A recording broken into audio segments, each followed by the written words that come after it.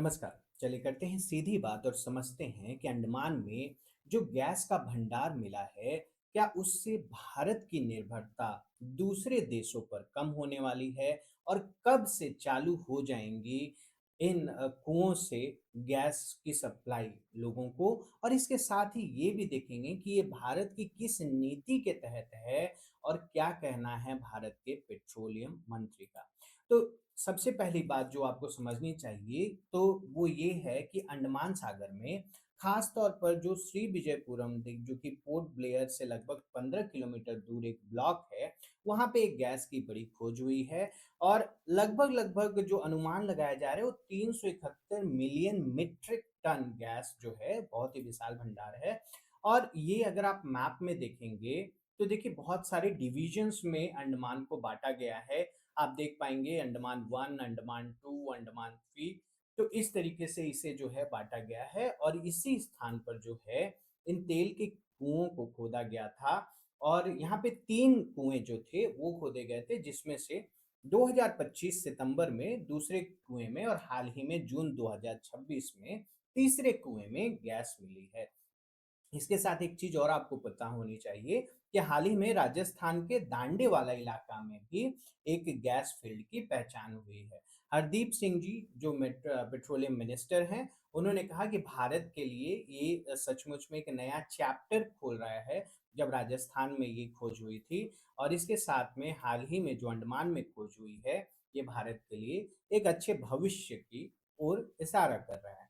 अब एक और चीज़ यहाँ पे हुई जो आपको पता होनी चाहिए कि गैस जो है वो केवल 355 मीटर की कम गहराई पर मिली है। अगर इतनी कम गहराई पर मिलती है तो इसको जो निकालने की प्रक्रिया होती है वो काफ़ी आसान हो जाती है।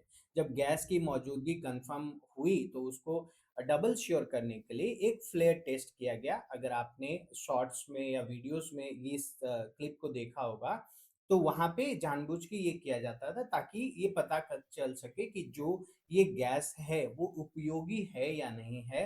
बाद में इसकी जो गैस की बनावट क्या है, कैलोरीफिक वैल्यू क्या है, इन सारी चीज़ों को जाँचने के लिए 3D सिस्मिक डेटा का इस्तेमाल किया जाएगा। और सभी चीज़ें जब पूरी हो जाएँगी तो अप्रेज़ल ड्रिलिंग जो है वो शुरू होगी। अच्छा, इसके साथ ही हम सभी को ये ज़रूर पता है कि मिडल ईस्ट में जो अभी वार चल रहा है, जो युद्ध चल रहा है, उसके कारण से ये जो गैस हैं, जो तेल है, इसकी आवक भी कम हो गई है, इसका जो प्राइस है वो भी बहुत ज़्यादा बढ़ गया है। तो भारत की लगभग-लगभग 40% जो गैस सप्लाई है वो हॉर्मुज़ जलडमरू मध्य जो कि स्ट्रेट ऑफ हॉर्मुज़ है, वहाँ से आती है। और हाल ही में हमने देखा कि कतर में और यूएई में जो गैस फील्ड है वहाँ पे हमले हुए और उसके कारण से उनकी जो रिफाइनिंग क्षमता है वो बहुत कम हो गई है। इसके साथ में भारत जो है जब मिडिल ईस्ट से नहीं ले पाता है गैस को, तो वो क्या करता है, वो अमेरिका से, वेनेजुएला से और उसके साथ बातचीत करके ये गैस आयात करता है।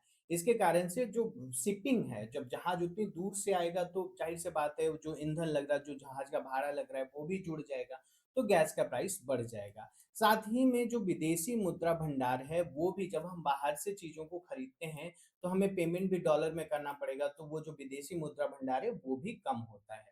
इसके साथ ही भारत ऊर्जा बदलाव की ओर आगे बढ़ रहा है। भारत अपनी अर्थव्यवस्था को कोयले से हटाकर अब प्राकृतिक गैस के ऊपर लेके जा रहा है। कोयला जो है पर्यावरण के लिए आप जानते हैं उतना सही नहीं होता है। और अगर अभी की आप बात करेंगे तो भारत अपनी ज़रूरत की 50% जो नेचुरल गैस है, वो खुद पैदा करता है और 50% जो है बाहर से मँगाता है। हालाँकि एक चीज़ आपको और पता होनी चाहिए कि भारत की कुल प्राइमरी एनर्जी में नेचुरल गैस का हिस्सा सिर्फ़ 6% है, सिर्फ़ 6% है। और भारत सरकार चाहती है कि आने वाले दिनों में 6 से बढ़कर इसको 15% कर दिया जाए।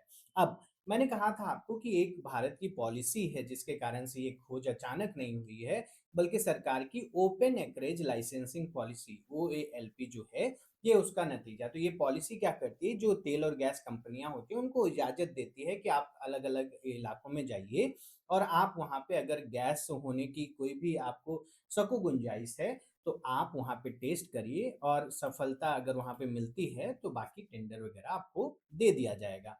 हालाँकि हम जब ये देखते हैं कि ये खोज एक बड़ी कामयाबी है, लेकिन ये चीज़ मान के चलिए कि कल से हमें ये गैस मिलना नहीं स्टार्ट हो जाएगा। अगर ये पूरा इंफ्रास्ट्रक्चर भी बना दिया जाए तो 2029 के आसपास से ही यहाँ से जो गैस निकलेगा वो भारतीय बाजार में पहुंचेगा। हमने आपको ये भी बताया था कि राजस्थान के दांडेवाला में भी खोज हुई थी, तो वहां पे भी लगभग लगभग 2028 के आसपास में ये गैस जो है वो मिलना शुरू हो जाएगा। अब आप मुझे ये बताइए कि क्या आपको लगता है कि जब ये अंडमान और राजस्थान के जो इलाके हैं जहाँ से नेचुरल गैस निकलने लगेगा, तो क्या उससे भारत की निर्भरता दूसरे देशों पर कम हो जाएँगी या फिर यथास्थिति बनी रहेगी? और इसके साथ अगर आप किसी परीक्षा की तैयारी कर रहे हैं, तो एक मेंटर अपने लाइफ में ज़रूर रखिए। और अगर करियर में कुछ टफ हो रहा है तो याद रखिए, थोड़ा सा पेशेंस, थोड़ी ईमानदारी और लगे रहिए, क्योंकि अगर आप लगे रहेंगे तो आज नहीं तो कल आप सफल ज़रूर होंगे। और अगर आप सब्सक्राइब करेंगे तो हम ज़रूर मिलें। धन्यवाद।